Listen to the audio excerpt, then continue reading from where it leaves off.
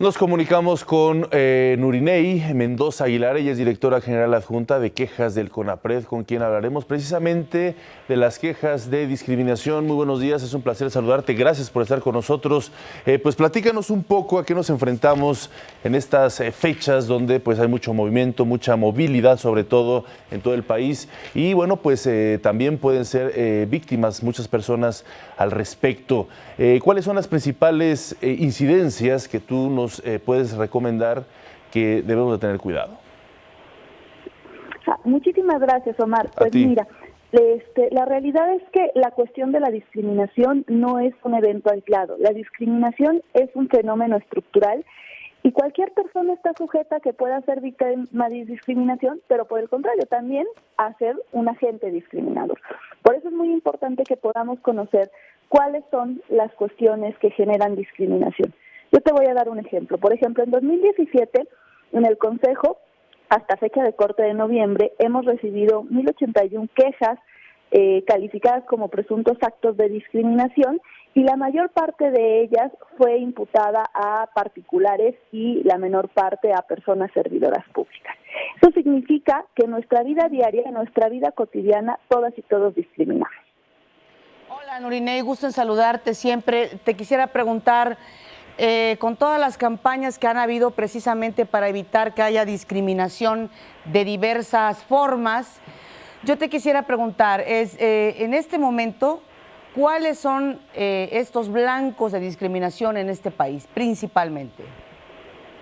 Mira, por lo menos las personas que más denuncian y que llegan quejas al Consejo, en primer rubro son las personas con discapacidad.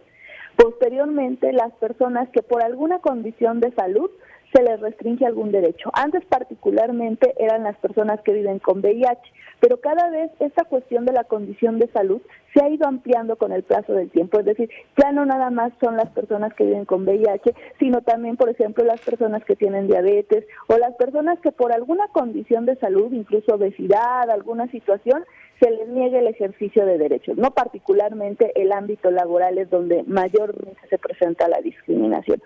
Y en tercer rubro tenemos la cuestión de la apariencia física, ¿no? Que aquí se incluye una gama amplia de variedades que pueden ser de una cuestión de estatura, una cuestión de tatuajes, de piercing, en donde finalmente también se les obstaculiza el ejercicio de derechos a las personas.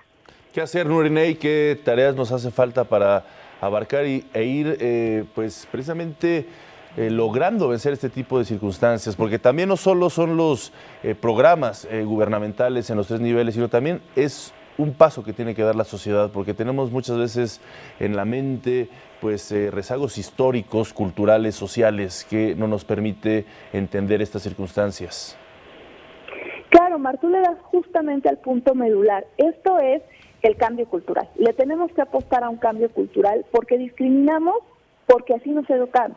Entonces, si hacemos este cambio cultural, podemos modificar este tipo de cuestiones, dado que la discriminación puede ser intencional o sin intención. Por ejemplo, desde el hecho de estacionarme en un lugar reservado exclusivamente para personas con discapacidad, porque es el más cercano al centro comercial, desde ese momento ya estamos ejerciendo un acto de discriminación.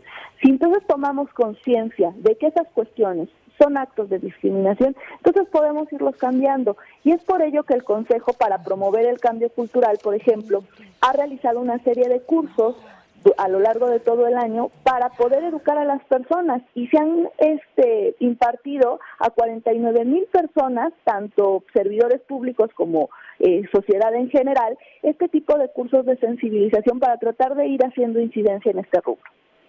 Así es. Bueno, pues me gustaría también preguntarte, este 2018, ¿qué tipo de números o a dónde puede asistir las personas para poder, pues no solo identificar estos problemas, sino también poder ser más proactivos al respecto, y sobre todo quienes padecen este tipo de discriminaciones, donde también pueden llegar en un momento dado a poner su queja? Claro, mire, en el Consejo recibimos las quejas a través de la página web, que es www.conapred.org.mx, o bien en el correo electrónico quejas@conapred.org.mx, pero también pueden llamar por teléfono al 5262-1490 y hay una serie de abogados, les realizarán una entrevista y podrán elaborarles el escrito correspondiente.